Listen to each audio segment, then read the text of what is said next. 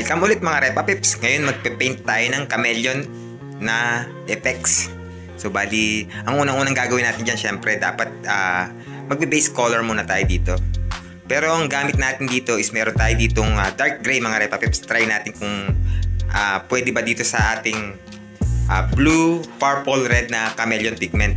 So dapat talaga kasi is kulay black ang ating base dito mga Repa Pips. Pero try natin dito sa ating dark gray na base color. Pero bago yan mga Repa Pips is ready ako dito ng Ready Mix Top Coat Clear. Bali ito yung gagamitin natin na pagkakapitan ng ating pigment. Bali ihalo natin dyan yung pigment natin mga Repa Pips. So naglagay muna ako dito ng pure na thinner.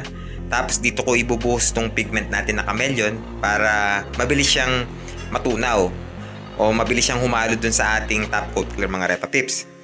Bali maglalagay lang ako dito ng saktuan lang. Bali konti lang ilalagay natin dito kasi pang sample lang naman mga Repa Pips. Bali ayan na siya. So napakabilis niyang umalo o malusaw pagka pure thinner yung ginamit natin. Hindi natin ito pwedeng ibugan ng ganito lang mga Repa Pips. Need talaga to na nakahalo dapat sa clear coat o sa Ready Mix Top Coat Clear.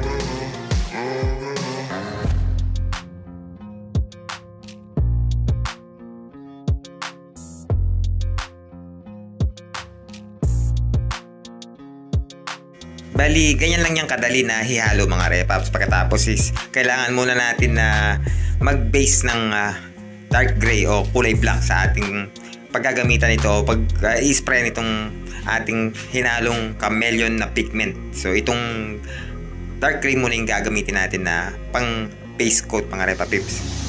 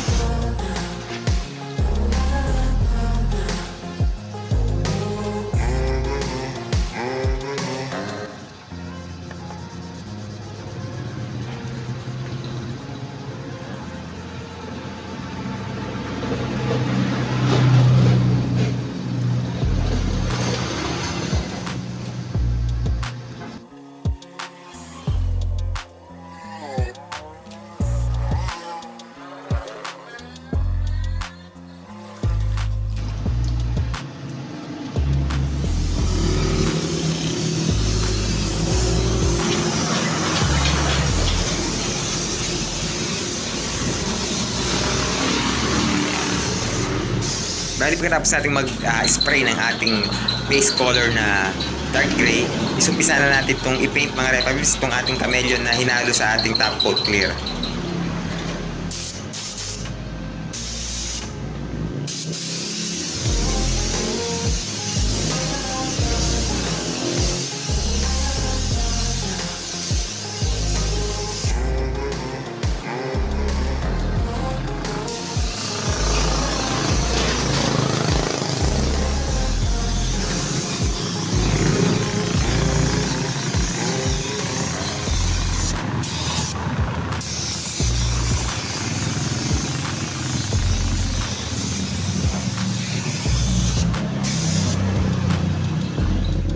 Bali, ganito na yung kinalabasan ng ating chameleon effects mga Repa Pips sa ating base na dark gray. Bali, okay naman yung kinalabasan niya, hindi lang siya ganun ka-powerful. Katulad ng kung yung i-base natin is black talaga. Dahil yung mga chameleon paint is black talaga dapat yung ating ipang-base na kulay.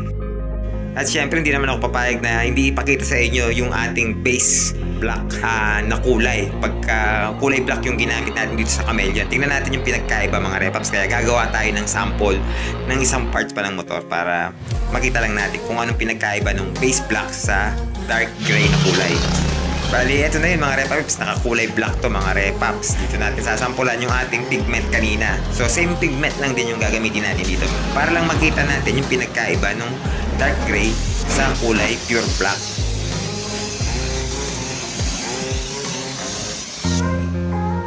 Bali dito yung pinagkaiba nila is napakadaling lumitaw ng pigment natin sa base black mga Repa Pips. Hindi kamukha nung kaninang dark gray is tagal lumitaw nung effect ng chameleon. Pero dito is kahit manipis pa lang is lumilitaw na. So bali ganun yung pinagkaiba nila at mas powerful to kesa dun sa dark gray kanina na base natin.